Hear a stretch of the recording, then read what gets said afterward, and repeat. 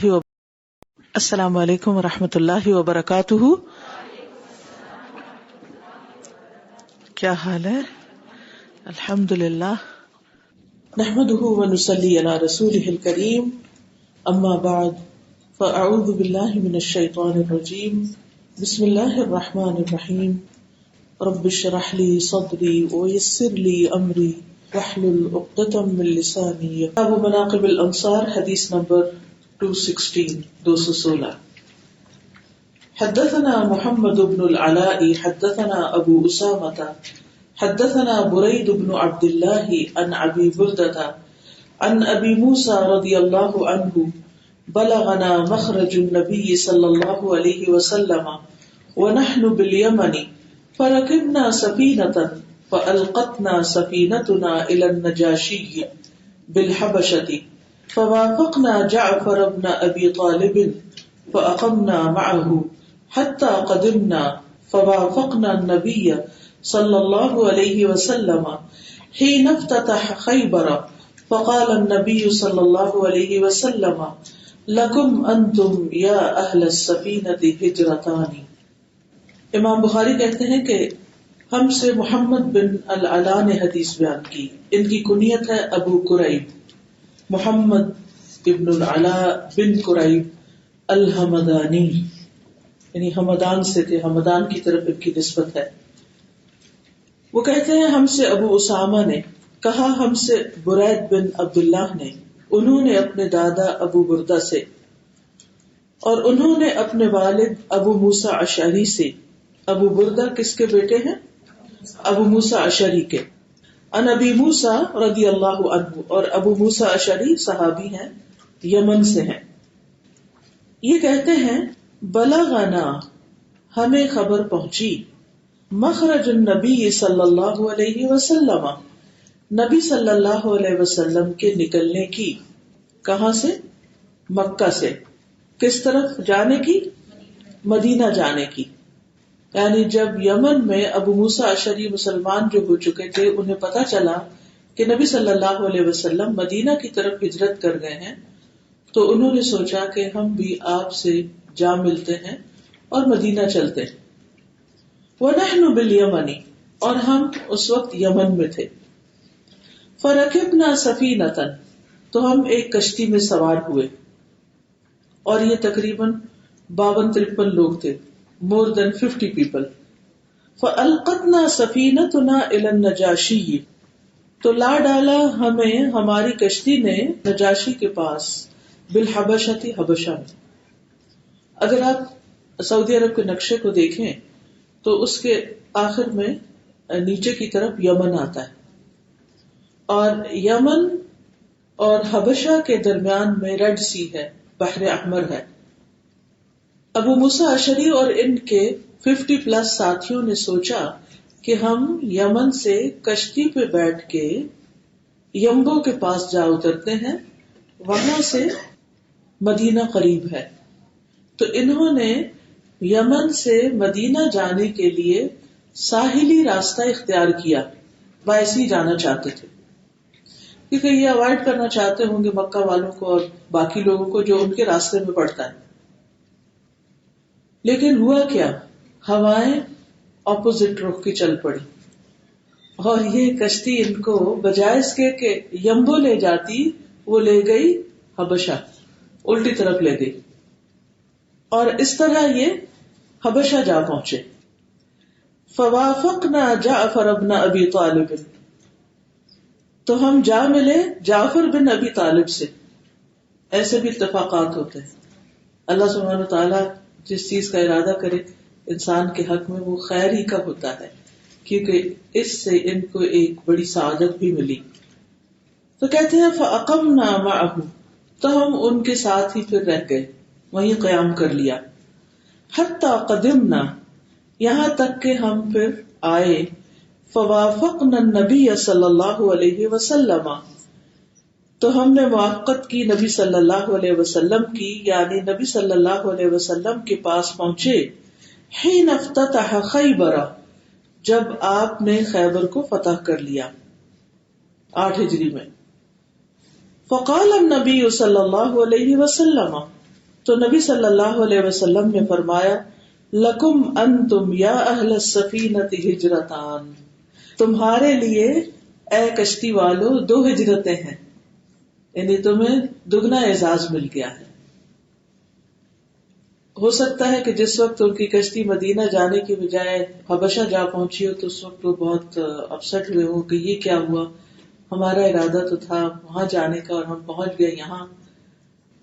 لیکن پھر کچھ ایسا رہے بھی، کیونکہ جعفر بن ابی طالب کا ارادہ تھا کہ نبی صلی اللہ علیہ وسلم کے پاس جائیں، لیکن کچھ رکاوٹیں ہوں گی۔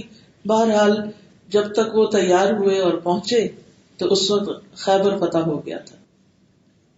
تو جب جعفر بن ابی طالب کی آمد کی خبر پہنچی تو نبی صلی اللہ علیہ وسلم بہت خوش ہوئے، اور ادھر فتح خیبر کی خوشی تھی، ادھر جعفر بن ابی طالب کے آنے کی خوشی تھی۔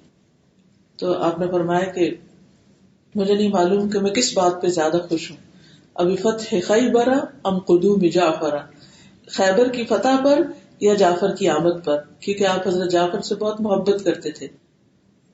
تو بہرحال آپ صلی اللہ علیہ وسلم نے ان سب کشتی والوں کے لیے خیبر کی فتح میں جو غنائم حاصل ہوئے تھے ان میں سے ان کو حصہ بھی دلوایا، اور اس بات پر ان کی بہت دل جوئی ہوئی کہ ہمیں 2 ہجرتوں کا ثواب ملا ہے۔ اس کے بارے میں ایک اور روایت میں بڑا دلچسپ واقعہ آتا ہے کہ ایک مرتبہ حضرت اسماء بنت امیس جو حضرت جعفر بن ابی طالب کی اہلیہ تھی، وہ بھی ان کے ساتھ ہجرت کر کے گئی تھی حبشہ میں، اور وہاں ان کے 3 بچے بھی ہوئے تھے اور وہ ان کو ساتھ لے کر پھر آئے تھے۔ تو بہرحال ہوا یہ کہ ایک دن وہ حضرت حفصہ کے پاس بیٹھی ہوئی تھی، نبی صلی اللہ علیہ وسلم کی اہلیہ حضرت حفصہ کے پاس بیٹھی ہوئی تھی۔ کون؟ جعفر بن ابی طالب کی وائف۔ تو اتنے میں حضرت عمر آ گئے، کہنے لگے کہ کون ہے یہ؟ کہنے لگے اسماء ہے۔ کہتے اچھا یہ وہی جو حبشیہ ہیں، ہاں البحریہ ہذہ، وہی جو سمندر کا سفر کر کے آئی تھی۔ تو اس سے حضرت اسماء تھوڑی اپسٹ ہوئی، وہ کہنے لگے کہ ہم تم سے سبقت لے گئے، ہماری تم پر فضیلت ہے کیونکہ ہم نے پہلے ہجرت کی ہے، من المہاجرین الاولین میں سے ہیں ہم۔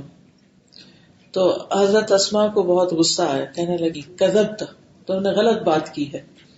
بہرحال انہوں نے اپنی شکایت نبی صلی اللہ علیہ وسلم سے کی تو آپ صلی اللہ علیہ وسلم نے فرمایا کہ تم لوگوں کے لیے تو 2 ہجرتیں ہیں۔ تو ہر ایک کا اپنا اپنا ایک مقام ہوتا ہے۔ اس سے یہ بھی پتہ چلتا ہے کہ صحابہ کے درمیان آپس میں نیکی کے کاموں میں ایک دوسرے سے آگے بڑھنے کا کیسا شوق تھا کہ ہم نے یہ کام پہلے کیا۔ وہ کہتے ہیں ہماری فضیلت زیادہ کیونکہ ہم نے 2 ہجرتیں کی اور نبی صلی اللہ علیہ وسلم نے ان کی موافقت بھی کی۔ تو بہرحال اس سے صحابہ کے آپس کے تعلقات بھی پتہ چلتے ہیں۔ تو حضرت اسماء نے بڑے دکھی ہو کے کہا کہ تم تو نبی صلی اللہ علیہ وسلم کے پاس تھے کہ وہ تمہارے بھوکوں کو کھلاتے تھے اور تمہارے جاہلوں کو تعلیم دیتے تھے، لیکن ہم ایک دور پار کی زمین میں اجنبی دیش میں بیٹھے ہوئے تھے جہاں ہم بہت سی مشکلوں کا بھی شکار تھے۔ یعنی تمہیں تو کتنی اچھی کمپنی ملی ہوئی تھی اور ہم نے زیادہ دکھ اٹھائے ہیں دین کے راستے میں، تو ہمارا اجر تم سے زیادہ ہے۔ یعنی ایک طرح سے انہیں احساس دلا رہی۔ تو اس سے یہ پتہ چلتا ہے کہ اگر نیکی کے کاموں میں ایک دوسرے سے بڑھ جانے کا جذبہ اور اس طرح کی ہلکی پھلکی گفتگو کبھی ہو اور کبھی ایسے موضوعات پر اختلاف بھی ہو تو کوئی حرج کی بات نہیں ہے اور کوئی تقوی کے خلاف نہیں ہے۔ اور اگر ایسا معاملہ کسی اور کے پاس جا پہنچے تو اس کو بھی چاہیے کہ وہ اچھے ایسے طریقے سے فیصلہ کرے کہ دونوں گروہ اپنی اپنی جگہ مطمئن ہو جائیں۔ باب موت النجاشی، نجاشی کی موت کا بیان۔ نجاشی کون تھا؟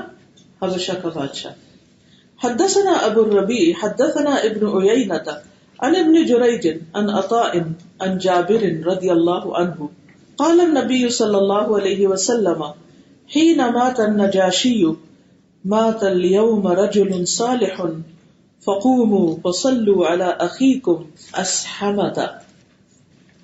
امام بخاری کہتے ہیں کہ ہم سے ابو الربیع سلیمان بن داؤد نے بیان کیا، کہا ہم سے سفیان بن عیینہ نے، انہوں نے ابن جریج سے، انہوں نے عطا بن ابی رباح سے، انہوں نے جابر بن عبداللہ انصاری سے۔ جابر کہتے ہیں رضی اللہ عنہ قال النبی صلی اللہ علیہ وسلم، نبی صلی اللہ علیہ وسلم نے فرمایا حین مات النجاشی، جب نجاشی فوت ہوا، مات اليوم رجل صالح، آج ایک نیک بخت شخص مر گیا ہے. فقوموا اٹھو، فصلوا علی اخیکم پھر جنازہ پڑھو اپنے بھائی پر. اسحمتا جس کا نام اسحمہ یعنی نجاشی ان کا ایسا ہی لقب تھا جیسے کسرا اور قیصر لقب تھے، یہ فرعون لقب تھا. تو ان بادشاہوں کے نام اپنے اپنے ہوتے تھے، لیکن وہ جو ڈائنیسٹی چلتی تھی وہ سب ایک ہی لقب سے مشہور ہوتے تھے. تو اسحمہ پر جنازہ پڑھو. آپ نے ان کا غائبانہ جنازہ پڑھایا اور صحابہ سے پڑھوایا. تو یہاں آپ صلی اللہ علیہ وسلم نے نجاشی کی تعریف کی، رجل صالح، نیک شخص ہے. کیونکہ جب اس نے سورت مریم سنی حضرت جعفر سے تو کہتے ہیں کہ اس کی آنکھوں سے اتنے آنسو بہے کہ اس کے آگے جو کتاب تھی وہ تر ہوگی، اس کی داڑھی بھی تر ہوگی، اور اس کے دل پر عجب اثر ہوا. جو 7ویں پارے کے شروع میں آیت آتی ہے نا، وَإِذَا سَمِعُوا مَا أُنزِلَ إِلَى الرَّسُولِ تَرَىٰ أَعْيُنَهُمْ تَفِيضُ مِنَ الدَّمْعِ مِمَّا عَرَفُوا مِنَ الْحَقِّ. اور جب انہوں نے وہ چیز سنی جو رسول صلی اللہ علیہ وسلم پر نازل ہوئی تو تم دیکھو گے کہ ان کی آنکھیں آنسوں سے چھلک رہی ہیں. تفید، فاض یفید کا مطلب ہوتا ہے کثرت کے ساتھ پانی کا بہنا، یعنی بہت ان کے آنسو بہے. اور وہ پہلی دفعہ قرآن سن رہے تھے اور وہ حق کو پہچانتے تھے کیونکہ اہل کتاب میں سے تھے، ان کے پاس انجیل تھی اور وہ اس کے پڑھنے پڑھانے والے تھے. تو جس شخص کے اندر حق کی پہچان ہوتی ہے، جب حق کو وہ پا لیتا ہے تو اس کی خوشی کا عجب ٹھکانا ہوتا ہے. اور اسی طرح یہ ایسے ہی ہے جیسے ہمارے ذہن میں کوئی کنفیوژن ہوتی ہے، کوئی سوال ہوتا ہے اور جب ہمیں اس کا جواب مل جاتا ہے تو ایک عجب طرح کی خوشی ہوتی اور انسان کے آنسو خود بخود بہنے لگتے ہیں اور انسان سوچتا ہے کہ کس چیز نے مجھے رلا دیا اتنا. تو کچھ دعائیں ایسی ہوتی ہیں جو انسان عرصے سے مانگ رہا ہوتا ہے اور اچانک وہ دعا پوری ہو جاتی ہے. تو جہاں ایک طرف خوشی ہوتی ہے، یہ آنسو غم کے آنسو نہیں ہوتے، یہ خوشی کے آنسو ہوتے ہیں اور دل نرم کرنے والے آنسو ہوتے ہیں. تو بہرحال وہ رجل صالح تھا، مسلمان شخص تھا، اسی لیے نبی صلی اللہ علیہ وسلم نے اس کا جنازہ پڑھنے کے لیے کہا. رحم دل بادشاہ تھا.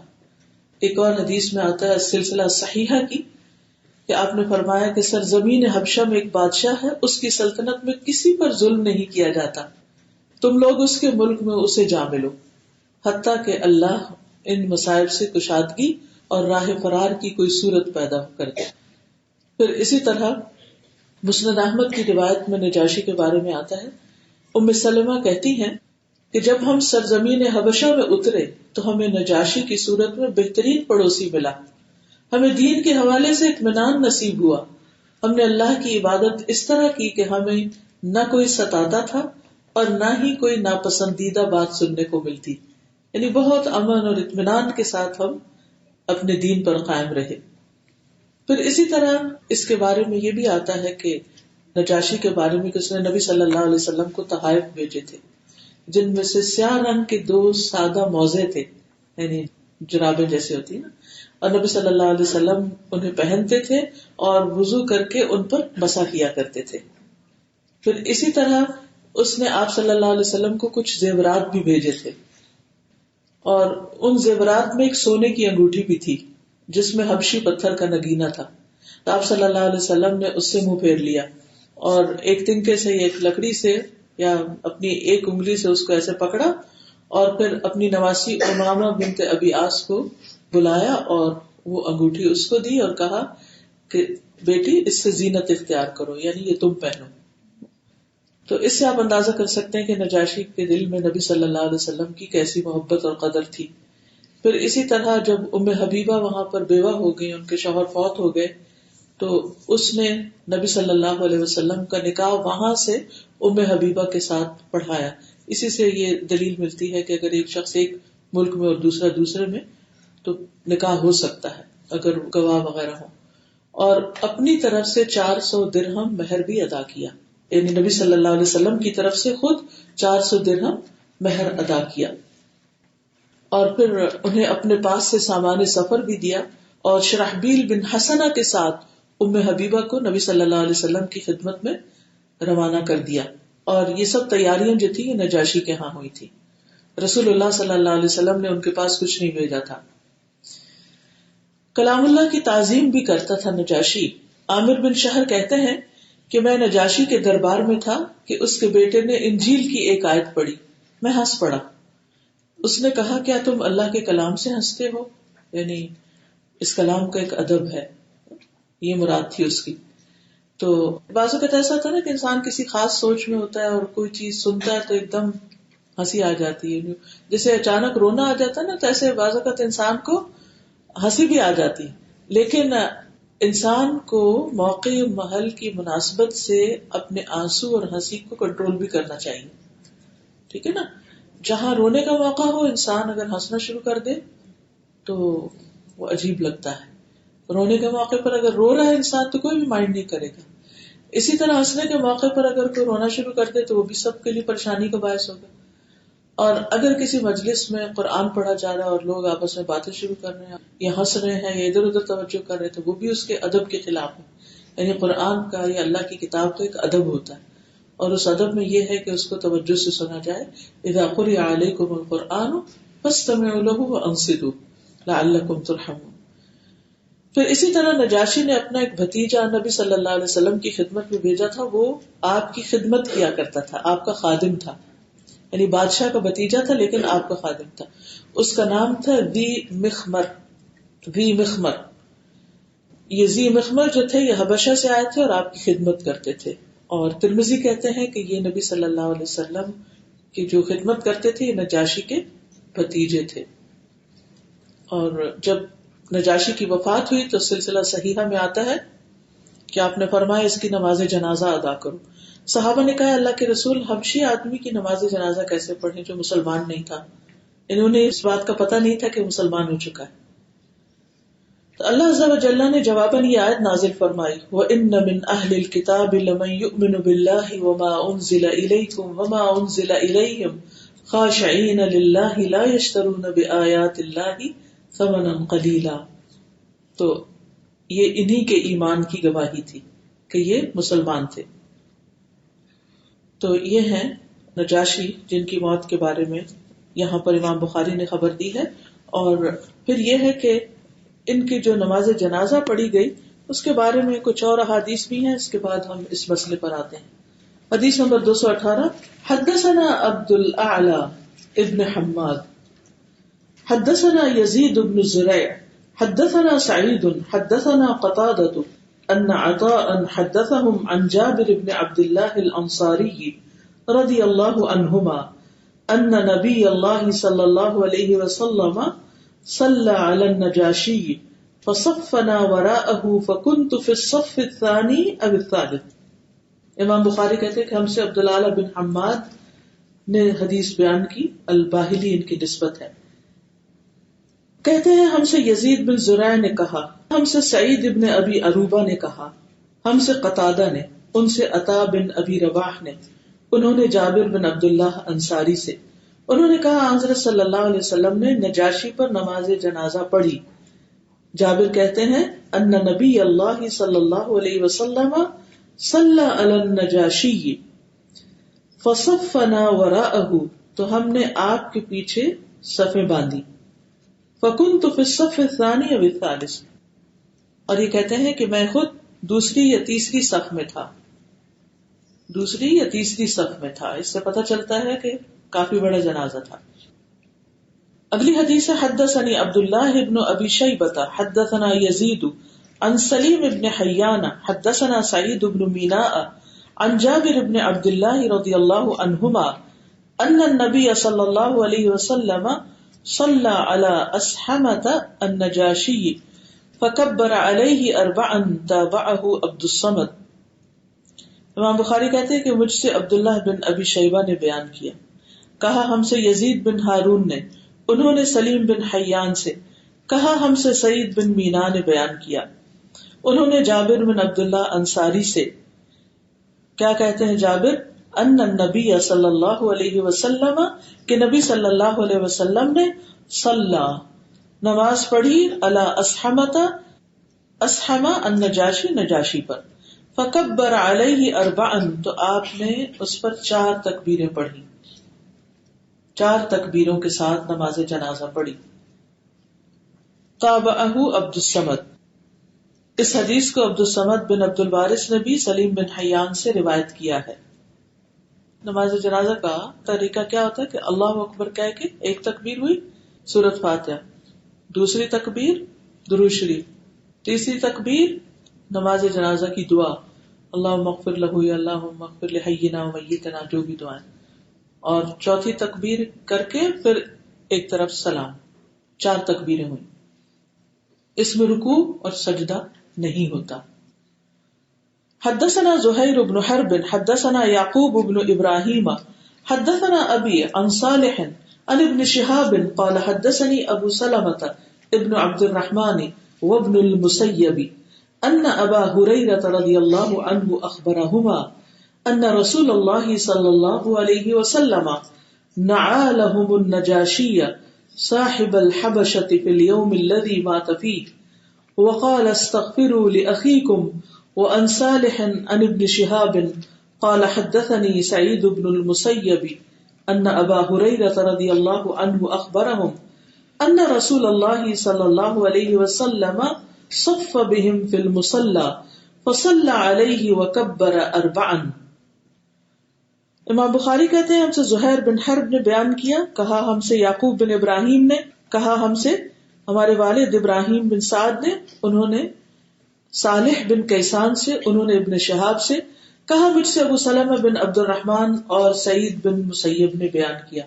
سعید بن مسیب تابعی تھے، ان کے والد مسیب جو ہیں وہ صحابی تھے، اور ان دونوں کو خبر دی ابو ہریرہ نے. ان ابا ہریرہ رضی اللہ عنہ اخبرہما ان رسول اللہ صلی اللہ علیہ وسلم، کہ رسول اللہ صلی اللہ علیہ وسلم نے نعا لہم موت کی خبر دی انہیں، کن کو؟ صحابہ کو، النجاشیہ نجاشی کی، صاحب الحبشتی حبشہ والے بادشاہ، فی الیوم الذی مات فیہ اسی دن جب وہ فوت ہوا.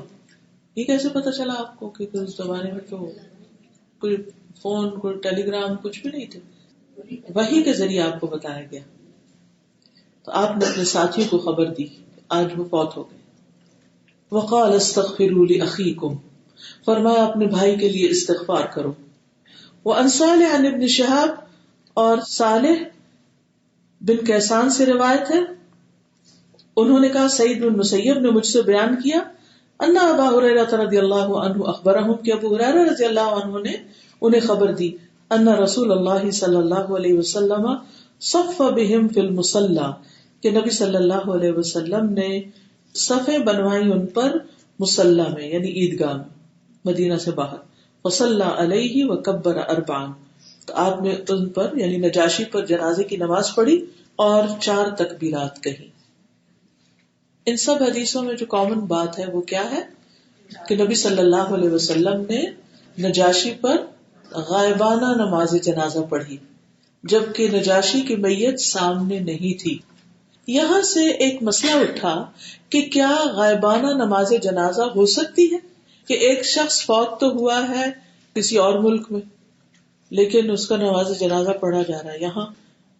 شاید جب محمد علی فوت ہوا تھا تو اس کا نماز جنازہ یہاں بھی پڑھا گیا تھا، مجھے کچھ ایسی خبر ملی تھی، کچھ یاد پڑتا ہے. تو یہ جو آپ نے نماز جنازہ یہاں پڑھا اور وہ لوئیویل میں فوت ہوئے، تو یہ کیسا جنازہ تھا؟ غائبانہ نماز جنازہ. اس کے بارے میں کچھ اختلاف پایا جاتا ہے علماء کے درمیان، اور یہ ایک ہی بات کو سمجھنے کے مختلف طریقے. ایک گروہ یہ کہتا ہے کہ نماز جنازہ غائبانہ طور پر کسی پر بھی پڑھا جا سکتا ہے، کیونکہ نبی صلی اللہ علیہ وسلم نے نجاشی پر پڑھا تھا. وہ اسے عمومی معنوں میں لیتے ہیں کہ دلیل ملتی ہے پڑھ لو. دوسرا کہتا ہے کہ نہیں، آپ نے صرف نجاشی پہ پڑھا تھا، اوروں پہ نہیں پڑھا تھا، تو اس کا مطلب ہے کہ وہ اس کے لیے خاص تھا، تو اس لیے ہر ایک کا نماز جنازہ نہیں پڑھا جا سکتا. لیکن آپ کو یاد ہوگا کہ بخاری کی روایت میں آتا نا، ایک عورت جو مسجد نبوی میں جھاڑو دیتی تھی، جب اس کی وفات ہو گئی اور صحابہ نے راتوں رات جنازہ پڑھ کے اس کو دفنا دیا، تو آپ نے کیا کیا؟ اگلے دن جا کر اس کی قبر پر دوبارہ جنازہ پڑھا. تو اس سے پتہ چلتا ہے کہ غائبانہ جنازہ ہو سکتا ہے، یعنی ایک سے زائد جنازہ ہو سکتا ہے، کیونکہ بعض لوگوں کا خیال ہے کہ جنازہ بس ایک ہی دفعہ ہوتا ہے، بار بار وہ جگہ جگہ نہیں ہوتا. تو اس سے بعض لوگ کہتے ہیں کہ ہاں ہو سکتا ہے ایک سے زیادہ بار جنازہ اگر میت سامنے ہو، لیکن اگر میت سامنے نہیں تو کسی اور جگہ پر نہیں ہو سکتا. یعنی یہ ایک ہی مسئلے کو سمجھنے کے مختلف اینگلز ہیں. ایک ایک دلیل پیش کر رہا ہے، ایک طرح سے بات کو سمجھ رہا ہے، اور ہر ایک کی بات اپنے اعتبار سے اس میں ایک لاجک ملتا ہے. لیکن ایسے معاملات میں وسعت ہے، کیونکہ نماز جنازہ بہرحال فرض کفایہ ہے. اگر 2-3 لوگ بھی پڑھ لیتے ہیں کسی کا جنازہ تو جنازہ ہو جاتا ہے. یہاں علماء یہ کہتے ہیں کہ ہو سکتا ہے کہ نجاشی کا اسلامی طریقے سے جنازہ پڑھنے والا وہاں کوئی بھی نہیں تھا، تو اس لیے نبی صلی اللہ علیہ وسلم نے اپنے ہاں اس کا جنازہ پڑھا اور صحابہ کو بھی پڑھوایا. یعنی صحابہ بھی اس میں شریک ہوئے اور کھلی جگہ پر باہر عیدگاہ میں جا کر پڑھا گیا، اور کافی صفیں بنی جس میں جابر بن عبداللہ جو خاص طور پہ کہتے کہ میں دوسری یا تیسری صف میں بھی تھا. تو بہرحال خلاصہ یہ ملتا ہے کہ ٹھیک ہے نماز جنازہ پڑھا جائے، لیکن ہر ایک کا نہیں. یعنی غائبانہ جنازہ ہو سکتا ہے لیکن خاص خاص شخصیات کا ہو سکتا ہے. تو اللہ عالم ہے تو دعا ہی، یعنی نماز جنازہ کیا ہے؟ دعا ہی ہے. اگر آپ نے پڑھی اور دلیل ملتی ہے اور کہیں پڑھا جا رہا ہے تو آپ بھی پڑھ لیں، تو کوئی اس میں حرج کی بات نہیں. یعنی کہ پڑھا جا رہا ہے اور آپ پیچھے کرسی بیٹھ جائیں، نہیں یہ لوگ بدعت کر رہے ہیں اور مجھے اس میں شریک نہیں ہونا، ایسا نہیں ہونا چاہیے. ٹھیک ہے. ان معاملات میں یہ جو فقہی اختلافات پائے جاتے ہیں نا، اس سے یہ پتہ چلتا ہے کہ ہمارے دین میں وسعت ہے کہ ایک ہی کام کو 2-3 طریقوں سے بھی کیا گیا اور اس میں کوئی حرج نہیں. کیونکہ دین جو ہے نا ایک عملی چیز ہے، یعنی جس کا عمل سے تعلق ہے. اور آپ دیکھیے کہ سچویشنز تبدیل ہوتی رہتی ہیں، حالات تبدیل ہوتے رہتے ہیں. کبھی آپ ایک چیز پر ایک طریقے سے عمل کرتے ہیں، کہیں اور ہوتے ہیں تو اس میں تھوڑا فرق آ جاتا ہے. گھر میں تو نماز اور طرح ہے، سفر میں تو کم ہو جائے گی آپ کی نماز، کہیں آپ کو جمع بھی کرنی پڑے گی. ٹھیک ہے. کہیں آپ لمبی نمازیں پڑھتے ہیں، کہیں آپ مختصر پڑھتے ہیں. تو اس میں بہت زیادہ ایک دوسرے پر عیب نہیں لگانا چاہیے اور بحث نہیں کرنی چاہیے. ہمارے ہاں یہ مسئلہ اتنا شدت پکڑ گیا ہے کہ نعوذ باللہ اگر کوئی شخص کسی اور مسلک یا کسی اور اسکالر کی بات کو فالو کرتا ہے تو پھر شاید وہ کفر کر رہا ہے، اور جو میں کر رہا ہوں وہی ٹھیک ہے. یا اگر وہ اس کو چھوڑ کر کوئی اور مذہب اختیار کر لیتا ہے، نہیں فقہی مذہب، دین اسلام والا مذہب نہیں، وہ تو ہے ہی دین، مذہب نہیں ہے. مذہب تو یہ اس کے بعد کی چیز ہے جو فقہ کی بنیاد پر. تو اس سے یہ نہیں ہے کہ نعوذ باللہ کسی نے کفر کر دیا یا دین چھوڑ دیا اس نے. یعنی شاید ہمارے ہاں جو لوگ دین چھوڑتے چلے جا رہے ہیں اور دین کے خلاف مذاق اڑاتے ہیں، ان کے لیے زیادہ ٹالرنس ہو بنسبت اس شخص کے کہ جس نے فقہی معاملے میں ایک رائے کی بجائے دوسری رائے اختیار کر لی ہو. ایسے میں انسان کو وسعت قلبی کا ثبوت دینا چاہیے.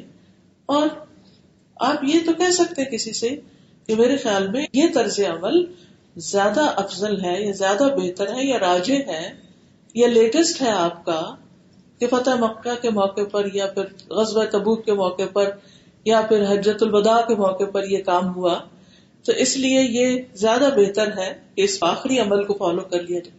لیکن اگر کوئی پہلے پہ لگا ہوا تو ہے نا، نماز تو پڑھ رہا ہے نا، اس پہ آپ کیوں اتنے پریشان ہیں؟ پریشانی کس پہ ہونی چاہیے زیادہ؟ جو نہیں پڑھ رہا. کیونکہ ما سلککم فی سقر قالوا لم نک من المصلین، اس پہ فکر ہونی چاہیے، اس پہ دکھنا چاہیے، اس پہ پریشان ہونا چاہیے. جب کوئی اپنی نمازوں میں سستی کرے، کوتاہی کرے، فویل للمصلین الذین هم عن صلاتهم ساہون، پڑھتے تو ہیں لیکن کوئی وقت کی پابندی نہیں، جب جی چاہے پڑھ لیتے ہیں. تو ہمیں دین کے معاملے میں ایک پریکٹیکل انداز اختیار کرنا چاہیے، وسعت والا. ٹھیک ہے. اگلا باب شروع ہونے سے پہلے اگر کوئی بات آپ کرنا چاہیں تو موسٹ ویلکم. جی فرمائیے. ابھی آپ نے کہا نا ایک مسلک کا بندہ دوسرے مسلک کے لیے بالکل ٹالرنس نہیں رکھتا. So what happen in Pakistan, there is a village where one امام led the janazah and a lot of people followed him, and later on they came to know that he was from another maslak. So the Maulvi Sahab said that the whole crowd ان کے نکاح ٹوٹ گئے. مجھے بھی یاد آ گیا قصہ، واقعی یہ قصہ ہوا یہ کہ کہا یہ گیا کہ چونکہ تم نے اس امام کے پیچھے نماز پڑھ لی تو تم نے کفر کیا، اور دوبارہ کلمہ پڑھو اور دوبارہ نکاح پڑھو، کیونکہ تم نے کفر کیا تو تمہارا نکاح ختم ہو گیا. ایمان کی تجدید بھی دوبارہ ہوگی اور نکاح بھی دوبارہ ہوگا. مولوی صاحب کے مذہب کے ہوں گے. لا حول ولا قوت الا باللہ العلی العظیم. سر یہ اس لیے کہ اب یہ مذاق بنا دیا نا دین. جی ہاں، دین کا مذاق بنا دی گئی، انتہائی ناسمجھی کی بات ہے. جس میں ایک گروہ جنت میں جائے گا باقی جہنم میں جائیں گے، کیا وہ اس مذاہب وہ مذاہب کی بنیاد پر نہیں ہے، یعنی کہ فقہ کے معاملات میں نہیں ہے وہ معاملہ، مطلب عقیدے میں جو خرابی پیدا ہو جاتی ہے وہ. ایک چیز اور مجھے کلیئر کرنی تھی، نجاشی جو تھا اس نے اوپنلی شہادہ نہیں کہی تھی، یعنی ایک فارمل طریقے سے نہیں کہی ہوگی لیکن وہ دل میں ایمان لے آیا. ہمیں اس دونوں چیز نظر آتی ہے، مطلب دل میں ایمان لے آیا اور اس نے مسلمانوں کی ہیلپ کی. جو حضرت علی کے فادر تھے ابو طالب، انہوں نے بھی مسلمانوں کی ہیلپ کی، انہوں نے دل میں بھی جی آگے ان کا واقعہ آ رہا ہے، ابو طالب کا قصہ بھی ساتھ ہی آ رہا ہے. جی السلام علیکم. بس مجھے یہی پوچھنا تھا، نجاشی تو کرسچن بادشاہ تھا تو اس کی نماز جنازہ کیسے؟ آیت کس کے بارے میں اتری تھی؟ اللہ نے کس کے ایمان کی گواہی دی؟ یہ آیت میں نے ابھی آپ کو سنائی ہے کہ اہل کتاب میں سے کوئی ایسا بھی ہے جو اللہ پر ایمان رکھتا ہے، تو وہ ایمان لایا تھا. یعنی آپ اس چیز کو ذہن میں رکھیے کہ یہ بالکل ابتدائی دور کی باتیں ہیں، جب اس طرح کا فارمل سیٹ اپ نہیں قائم ہوا تھا جس میں صرف لا الہ الا اللہ کہنا ہی پورا دین تھا. اس میں ابھی نمازیں اور زکوٰۃ اور روزے اور یہ سب کچھ ابھی آیا ہی نہیں تھا. ٹھیک ہے. استاذہ سوچ رہی تھی کہ صحابہ کرام جب ملتے تھے آپس میں تو ان کی بات چیت کا انداز کیا ہوتا تھا؟ اجر کمانے پر، آخرت پہ نظر رکھنے پر کہ تم لوگ اس ہجرت میں شریک تھے، ہم تم سے پہلے تھے. ہم جب یہاں بات کرتے ہیں آپس میں تو بس معمولی فلاں کا بیٹا یہ ہے، وہ عہدہ اس کا یہ ہے، یا مختلف قسم کی باتیں صرف دنیا کے متعلق کرتے، اور ایمان بڑھانے کی باتیں ان کا محور ہوتی تھی. عجیب مزاج تھا ان کی. شاعری میں بھی وہی بڑوں کے اچھے قصے بیان کیے جاتے تھے جن میں بہادری ہوتی تھی، جن میں ولولہ ہوتا تھا، تاکہ آگے کی نسلیں بھی اس سے سبق لیں. ہمارے موضوع کیا ہوتے ہیں تو ہمارے بچے وہی سنتے ہیں کہ یہ ٹاپک ہے، آپ بیچ میں بھئی کوئی نالج کی بات ہو جائے، علمیت کی ہو جائے، وہ نہیں ہو پاتی ہے. صحیح. اور دوسری بات یہ کہ جو احادیث آپ پڑھ رہے ہیں اس میں جب نبی صلی اللہ علیہ وسلم نے کہا جنازہ پڑھو تو جنازہ تو صرف مسلمان کا ہی ہو سکتا ہے. اگر وہ مسلمان نہ ہوتا تو آپ کبھی بھی نہ کہتے. اور پھر آپ نے فرمایا اپنے بھائی کا جنازہ پڑھو، یعنی ایمان میں جو تمہارا بھائی ہے. الاخوہ بالاسلام. وعلیکم السلام. کون سی ہجری میں ان کی وفات ہوئی ہے؟ یہ نہیں معلوم. جی مطلب ہوا ہجرت مدینہ کے بعد ہے. جی ہوا تو مدینہ میں ہے لیکن یہ نہیں معلوم کہ کس وقت ایگزیکٹلی کب.